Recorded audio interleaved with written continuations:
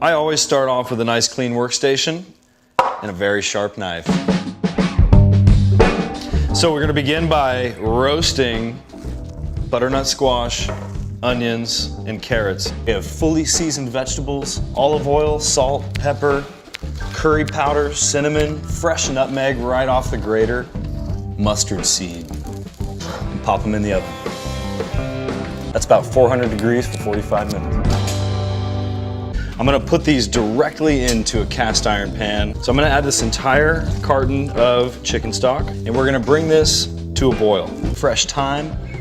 These live herbs are so fresh and delicate, I don't have to take the stem out.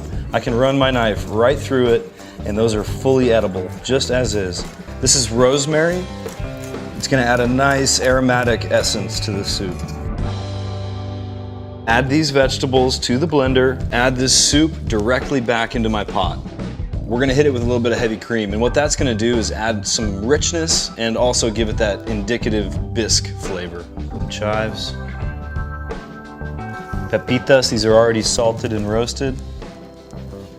Winter food at its finest, comfort food. When you're freezing your butt off, this just brings you back to life.